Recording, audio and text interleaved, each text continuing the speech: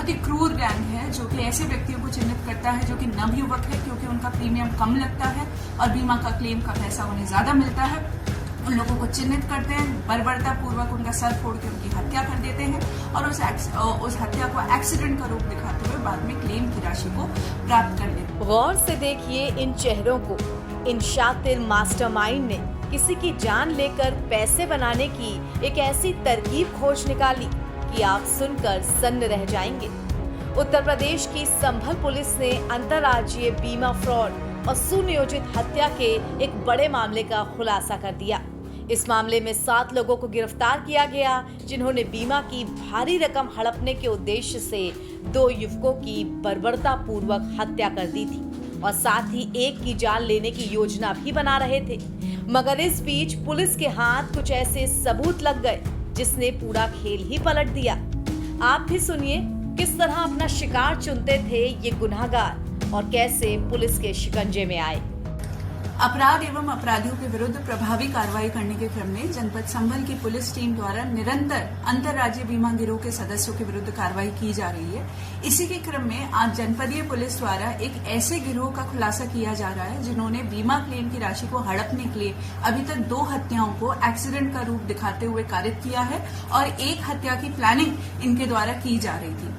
पूरा घटनाक्रम इस प्रकार है कि जो हमारा मूल मुकदमा था 13/25 जो कि थाना रजपुरा पे पंजीकृत था, जिसमें पहले 2 अभियुक्त ओंकारेश्वर मिश्रा करण और अमित पकड़े गए थे, उसी में एक अन्य अभियुक्त शाहरुख की गिरफ्तारी फरवरी 2025 के अंदर की गई थी।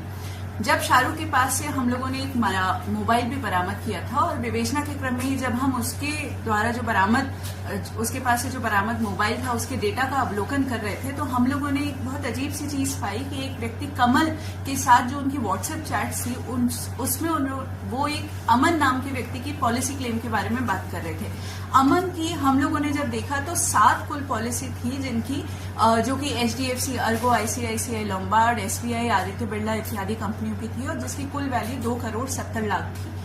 अमन की क्लेम की बात चल रही थी। हम लोगों ने ये भी देखा कि उसकी एक FIR जो कि जिसमें कि उसकी मृत्यु एक्सीडेंट से होना दिखाई गई थी, जो कि थाना रहरा जनपद अमरोहा पे मुकदमा पंजीकृत था, वो थी।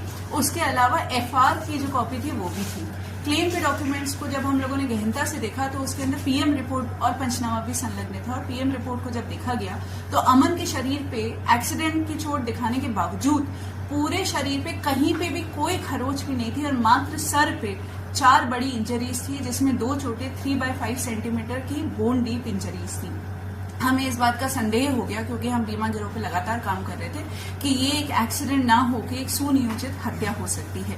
इसलिए हमारे द्वारा एक रिपोर्ट प्रेषित की गई कि इसमें अग्रिम विवेचना की आवश्यकता है और DIG सर के आदेश से ये अमरोहा से ये विवेचना जो है थाना रजपुरा में ट्रांसफर हुई। इसी की विवेचना के दौरान जो हमने दस्तावेजों से 2 प्रमुख अभियुक्तों को चिन्हित किया था, उनका नाम था कमल और वेद प्रकाश, जो कि धनारी के रहने वाले हैं। इन लोगों को हम लोगों ने बुलाया और इन लोगों से गहनता से जब पूछताछ की गई तो इन लोगों ने स्वीकार किया कि इनके द्वारा बीमा क्लेम की राशि को हड़पने के लिए अमन की हत्या की गई, जो कि इनकी सगी मौसी की लड़की का लड़का था।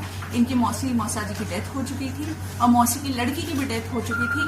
कमल अमन जो व्यक्ति था वो एक तरीके से अनाथ था और उसका कोई भी आगे पीछे नहीं था, तो इसलिए इन्होंने अपने अन्य साथी, इसमें एक सुनील नाम का व्यक्ति है जो कि थाना रजपुरा के हिरौनी का रहने वाला है और इसमें इनका आप कह सकते हैं लिखा पढ़ी में मुंशी था, वो बीमा की पॉलिसी की बहुत अच्छे से जानकारी रखता था। इनके अन्य साथी ओम प्रकाश प्रेम शंकर थे जिन्होंने इनको आइडिया दिया था किस तरीके से हत्या करनी है, जो कि धनारी के रहने वाले निर्देश और उसके जो सगे मामा हैं उदय भान, वो भी इसके अंदर इनके साथ घटना में शामिल थे।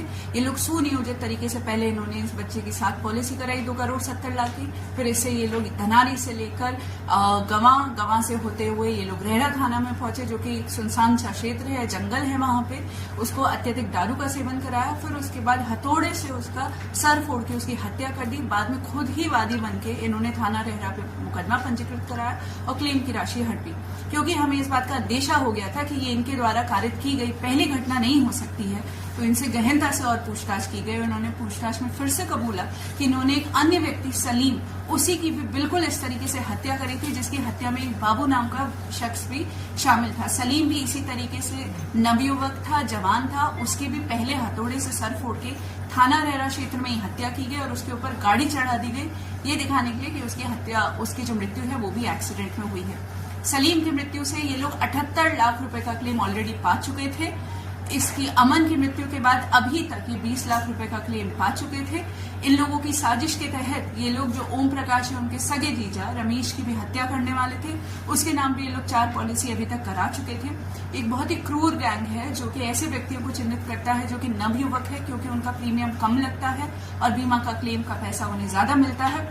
उन लोगों को चिन्हित करते हैं, बर्बरता पूर्वक उनका सर फोड़ के उनकी हत्या कर देते हैं और उस हत्या को एक्सीडेंट का रूप दिखाते हुए बाद में क्लेम की राशि को प्राप्त कर लेते हैं। इन लोगों को हत्या का दोषी मानते हुए आज मुकदमा अपराध संख्या 345/23 में अंतर्गत धारा 420, 302, 201, 475, 120B IPC में गिरफ्तार कर न्यायिक अभिरक्षा में भेजा जा रहा है। मैम, कितने मामलों के इस तरह की जो बीमा गैंग के, तो कितने आरोपी अब तक जेल भेज चुके हैं? ये जो हमारी गैंग है इनके द्वारा 2 हत्याएं की गई हैं और उसके अलावा 1 हत्या की इनकी प्लानिंग थी, परंतु इससे पहले जनपद संभल की पुलिस द्वारा 2 इसी तरह की हत्याओं का अनावरण पिछले 10 दिनों में किया गया है। एक थाना चंदौसी के अंदर एक दरियाब नामक विकलांग व्यक्ति की इसी तरीके से हत्या की गई थी और बाद में उसे एक्सीडेंट का रूप दिया गया था। अभी हाल ही में थाना भैजोई में एक व्यक्ति जिनका नाम नवीन है, उन्होंने अपने सगे भाई संजय को ई रिक्शा से धक्का मारकर और बाद में उसका सड़क पर पटक कर उसकी हत्या कर दी थी और उसे एक्सीडेंट का रूप दिखा के बीमा का क्लेम लिया था। मैम, मृतकों की इसमें मैम जो कितनी पॉलिसी अभी तक जो है कराई गई थी इसमें जो है, और कितना क्लेम अभी इन्होंने ले लिया था? तो जैसा कि मैंने आपको पहले ही प्रेस ब्रीफिंग में बताया है कि सलीम नामक व्यक्ति की इन लोगों ने कई पॉलिसी कराई थी।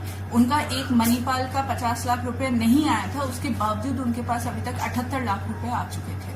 उसके अलावा जो अमन है, अमन की इन लोगों ने 2 करोड़ 70 लाख की पॉलिसी कराई थी। 20 लाख रुपए का क्लेम ये अभी तक प्राप्त कर चुके थे। जिनको ये मारने वाले थे उनकी ये 4 पॉलिसी काफी अच्छे वैल्यू की अभी तक करा चुके।